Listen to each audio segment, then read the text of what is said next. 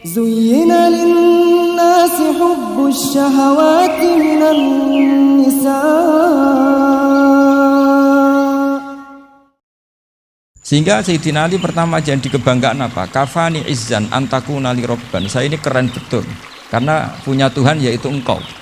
Tuhan yang lahul asmaul husna, Tuhan yang semuanya punya kebaikan, punya keabadian, punya keagungan. Terus wa kafani fakhron an aku nalaka abdan, dan saya bangga sekali karena saya menjadi hambamu. Kalau saya jadi hambanya Pak Rektor ribet kan, sudah tak hormati ternyata nanti tidak rektor, ya kan ribet kan. Terus pokoknya ribet, jadi budaknya manusia itu ribet. Makanya ada seorang wali datang ke temannya yang jadi presiden atau jadi raja. Datang ke situ karena tidak punya uang, mau minta uang karena temannya raja. Setelah sampai sana ternyata temannya ini karena orang soleh pas berdoa, ya Allah saya minta ini, minta ini, minta ini. Terus si wali tadi pulang. Kenapa kamu pulang? Ternyata dia sama, masih minta-minta kayak saya. Jadi sederhana, sama-sama minta kamu, minta zat yang kamu mintain kan. Jadi dulu itu orang itu sebegitu dekat dengan Allah. Sehingga si raja ini terus ketemu wali tadi, tanya, kenapa kamu menyepelekan saya padahal sekarang saya raja. Terus ditanya sama wali tadi, karena temannya, kalau kamu di padang pasir tidak bisa minum dan harus minum 1 gelas, dengan ongkos kamu harus mengasihkan semua kerajaan kamu demi minuman itu. Pilih mana, minuman apa tetap jadi raja? Ya saya milih bisa minum. Saya tidak raja tetap hidup, tapi kalau nggak minum mati. Bagaimana Anda bangga dengan satu kerajaan sing la yusawi kak samain, yang tidak sama dengan segelas air. Jadi artinya terus mereka melihat jadi raja itu ya biasa, jadi presiden biasa, jadi rektor biasa. Karena mereka biasa berlogika hakikatul izzah itu ya at-taqarrub ila Allah, yang benar-benar terhormat itu ya dekat dengan Allah. Begitu seterusnya mereka bikin paradok-paradok yang aneh, tapi itu menjadi pelajaran. Bapak saya Ki Nur Salim itu senang baca anekdot Nasiruddin Koja. Itu kalau bikin orang-orang aneh, itu dia datang ke satu pesta, pakai baju lusuh, pakai sarung lusuh atau celana lusuh, sama Sohibul Bait yang punya acara dibiarin. Setelah dibiarin dia pulang pakai jas, pakai dasi, pokoknya keren. Dihormatin, pakai alpat, pokoknya dihormatin, silakan. Pas dia disuruh minum, minumannya itu disokkan saja ke sakunya. Jas, kamu harus minum yang banyak, karena kamu yang dihormati, bukan saya. Terus makanan semuanya diletakkan di saku, ada nggak? Ayo kamu makan yang banyak. Alpatnya juga gitu, dikasih sate, ayo kamu makan yang banyak. Mereka tidak melihat saya, melihat kamu. Akhirnya orang satu pesta itu istighfar semua, berarti kita ini salah. Terus dia pidato, kenapa kamu uang gitu? Tadi saya datang, orangnya sama. Gara-gara beda pakaian, penghormatannya beda. Berarti yang berhak dapat makanan ini jasa ya, bukan saya. Betapa naifnya kita sebagai orang. Ternyata kita masih hormat sesuatu yang seperti itu, yang atribut. Jadi orang-orang sufi itu orang yang bisa menertawakan dunia. Akhirnya ya, pertama dia dianggap orang gila, masa jas dikasih makan, dikasih minum. Tapi secara fikih dia benar, haram dia makan. Karena pas dia datang dibiarin, setelah pakai jas dikasih makan. Berarti hakikat yang dapat rezeki siapa? Jasnya apa orangnya? Jasnya apa orangnya? Jasnya. Jadi itu orang-orang sufi, kearifan orang-orang dulu itu bisa ngelola hal-hal yang keseharian menjadi luar biasa. Ada seorang wali melihat istrinya makan 1 piring, anaknya makan 1 piring. Ditanya, kalian kenyang? Wah, kenyang sekali. Melihat anaknya minum kopi 1 cingkir, senang. Kalian senang sekali. Wah, kalau senang dengan hal-hal yang murah bisa, ngapain harus senang dengan hal-hal yang mewah? Bodoh sekali ya. Sehingga terus mereka bisa qanaah. Qanaah itu ya hidup itu simpel, sederhana. Jadi tentu saya tidak akan ngomong yang muluk-muluk, selain itu tidak bidang saya juga apa ya. Kita ini butuh obat di kondisi Covid seperti ini. Butuh kesederhanaan, butuh apa ya? Istighna tadi. Kita harus istighna billah an ghairillah. Jadi sudah cukup bahwa Allah ini segalanya. Sehingga tadi saya dengarin himnenya Unisula, yang paling saya kagum adalah dimulai dengan kalimat-kalimat thayyibah. Di antara tugas suci Nabi Ibrahim dan semua nabi adalah wa ja'alaha kalimatam baqiyatan fi aqibi. Nabi Ibrahim itu nabi yang diberi gelar Allah. Dia adalah nabi yang menjadikan kalimat tauhid itu kalimat yang abadi. Fi aqibi, di anak turunnya, di semua generasinya, baik anak turun karena gen maupun karena pembinaan, karena pendidikan. Ini penting sekali saya utarakan karena apa? Satu kehidupan itu sebenarnya digerakkan oleh kata-kata, oleh moto kalau orang bahasa modern. Sehingga banyak ulama mengatakan al-ibarat kutun li'ailatil mustami'in, bahwa redaksi atau moto atau pegangan hidup itu penggerak kehidupan. Sehingga sebetulnya manusia itu digerakkan oleh kalimah-kalimah itu, oleh moto-moto itu, oleh prinsip-prinsip hidup itu. Misalnya orang Palestina itu tiap hari ke pasar gitu. Mereka ke laut gitu. Ditanya kenapa tidak takut tembak Israel? Jawabannya lucu. Kena tembak ya mati, nggak makan ya mati, nggak kerja ya mati. Ya sudah sama-sama mati ya mendingan aktivitas normal. Tapi saya tidak menyarankan itu untuk melawan COVID. Ini cerita saja. Kamu jangan provokator itu. Karena ini wilayah sensitif. Jadi banyak orang yang poligami, kalau ditanya alasannya gitu, istri satu ya cerewet, dua ya cerewet, mendingan 4. Ya banyak ya gitu. Tapi ada yang kebalikan, istri satu cerewet saja hampir jantungan, apalagi 4, tinggal matinya kan gitu. Itu semua yang menggerakkan itu kalimat. Kalimat itu satu pegang. Banyak orang loh yang nggak ingin jadi rektor tuh banyak loh Pak Bejo. Jangan kira semua dosen ingin jadi rektor. Melihat rektor sibuk rapat mempertahankan reputasi Unisula atau sering pegang kepala, ngapain repot-repot? Jadi tukang sapu aja dapat gaji, ngopi, rokokan, selesai. Bodoh amat jadi rektor, mikir orang banyak. Banyak loh orang yang nggak ingin jadi presiden tuh banyak. Karena ngopi nyaman, nggak ada yang ganggu. Mau tidur sampai jam 9 siang juga nggak ada yang ganggu. Sehingga mereka melihat pegawai negeri itu gak keren, orang kok diatur jam, disiplin.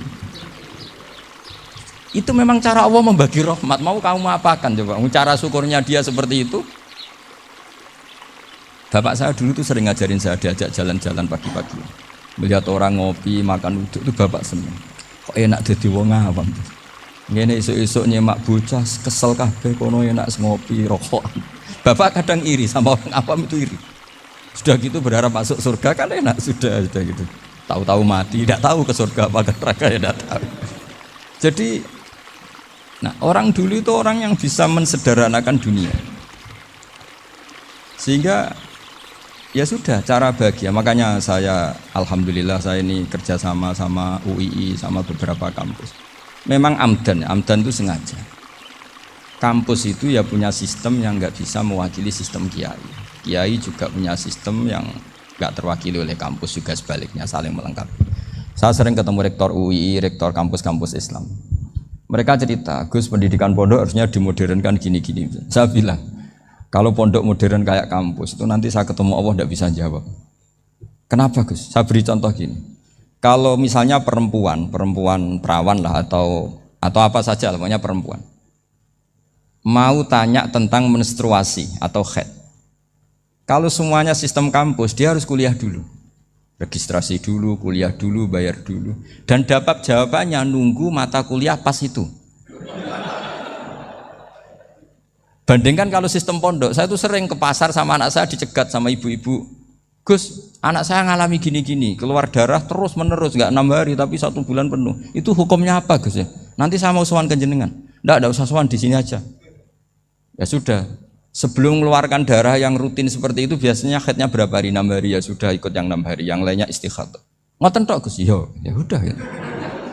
Begitu terus di masalah udhiyah. Ya coba kalau semuanya pakai sistem kampus, daftar dulu, bayar dulu. Jadi ini nggak ada jawabannya, nunggu mata kuliah itu. Baru dapat jawaban, itu biasa nggak sholat bertahun-tahun karena belum ada jawaban tentang itu. Nah itu kalau misalnya orang mati, tahunya cara memulasara jenazah itu nunggu kuliah dulu, pas mata pelajaran itu dulu, baru menangani orang mati. Berarti orang mati itu tergeledak semua. Tapi kalau kiai kan enggak. Kesini orang mati terbakar, kalau dimandiin malah badannya copot-copot, itu gimana hukumnya? Ini ada orang mati Gus Kendat, ini disolati apa enggak? Ada orang mati apa itu oplosan ya kan? Itu disolati enggak? So sering ditanya gitu. Gak usah registrasi Pak Rektor, gak usah registrasi, gak usah daftar, gak usah seminar. Makanya kalau orang kampus wani kiai itu ya kualat tenan itu, karena ini yang on time. Tapi pondok seperti saya ya ikrar seikrar-ikrarnya pentingnya kampus karena melatih efisiensi waktu, disiplin, tata kelola manajemen sehingga kita ya hormat. Tapi tadi kita harus saling melengkapi sehingga saya tunjukkan ke publik bahwa saya hormat sekali sama polisi, sama tentara. Coba kita bisa apa ngadepi bandar narkoba kalau enggak polisi? Bisa apa coba menjaga NKRI kalau enggak tentara? Begitu juga ya sudahlah kita memang fa inna yadallahi ma'al jamaah, kita berkah itu kalau bersama-sama. Enggak bisa kita sendiri. Nah lalu orang kayak saya itu ya beberapa kali sebetulnya saya itu ditawanin jadi dokter honoris causa apa. Kekhawatiran saya satu Pak Bejo, takut pas nggak punya uang. Itu dokter gak di duit kan gak pantas gitu. Jadi repot gitu daripada beban lah sudah lah nggak usah dokter. Jadi kalau nggak punya uang ya pantas, terus kalau ngebis ya pantas. Suatu saat kalau mati nggak ada yang hadir ya pantas, nggak dokter. Gitu. Kalau sudah dokter kok masuk neraka, kayaknya apalagi rektor kampus Islam kok masuk neraka itu kan kok kayak nggak pas itu. Misalnya rektor Unisiola ditanya mungkar nakir, nggak bisa kan kayak gimana gitu. Makanya harus sering ngaji saya supaya nggak malu di depan mungkar nakir. Masa rektor ditanya mungkar nakir nggak bisa. Harus berani bentak. Ini saya rektor loh Pak mungkar nakir. Masa kalau wali-wali dulu berani. Masyhur di cerita wali-wali ditanya marabbuka manabuka. Saya ini guru tauhid. Kok kamu tanya marabbuka manabuka yang ngelotok? Kamu tidak pernah ngaji enak aja tanya. Jadi wali-wali itu ya rileks ngadepi mungkin. Saya yakin rileks wali di Bang Pak Rektor. Saya yakin itu. Karena wali itu lebih dekat Allah. Sehingga orang dulu itu saya ulang lagi ya. Ada satu kearifan namanya hidup itu apa? Hidup itu adalah cari sebanyak mungkin supaya hidup itu tidak tergantung pada banyak hal. Sehingga misalnya cara berpikir orang-orang modern itu sebenarnya banyak orang-orang ilmuwan yang nggak ngagumi Amerika. Bukan karena angkuh ndak. Untuk mempertahankan kebesaran negara sebesar itu, kebutuhan listriknya besar, kebutuhan tentaranya besar, kebutuhan apa. Sementara negara kayak Venezuela atau Swiss kebutuhannya ada banyak. Pertanyaannya, yang tergantung dengan banyak hal sama yang tidak tergantung banyak hal itu pinter mana? Kalau dibalik pertanyaannya gitu, negara-negara maju itu tidak keren kalau dibalik pertanyaannya. Orang yang untuk mempertahankan eksistensinya banyak, butuh banyak hal dengan yang tidak butuh banyak hal, itu pinter mana? Orang yang bahagianya nunggu jadi dokter, nunggu jadi kiai besar, kiai viral, dengan orang yang bahagia cukup dengan ngopi, itu pinter mana? Tapi kalau dibalik pertanyaannya, orang yang tahunya nikmat hanya kopi dengan nikmat yang banyak, pinter mana? Makanya Mbah Mun tuh kalau guyon itu lucu. Aku iku sakake ambek wong desa sing mlebu swarga. Saya dulu eskal mlebu swarga kok disakeni. Akhirnya beliau memberi penjelasan. Wong desa iku roe pakanan enak, iku mau kopi mbek uduk. Lah swarga iku mau nuruti sing dikarepno. Akhirnya wis mau mangan wis ngopi, nguduk, ngopi, ora roh pakanan liyane ku ora roh. Nasi mandi ya ora roh, pizza ya ora roh apa-apa. Terus saya bilang, wah lah niku nak nganti selera tentang wanita cantik. Iku juga sederhana. Rodok pesek ya wis cantik, rodok ireng ya wis. Apa bidadarinya seperti itu karena saking enggak pengalamannya. Jadi surga itu kan nuruti apa yang diinginkan. Kira-kira keinginan orang kampung kalau di surga itu apa coba? Makanan apa coba? Ya, mana ibu nak senengnya ketemel gemblong itu. Artinya malaikat lebih suka nangani surganya orang-orang kampung timbang Pak Rektor. Ini sudah ribet ini. Makanan apa saja sudah harus dicoba. Ya. Terus kalau di mall tahu orang macam-macam, seleranya macam-macam pasti.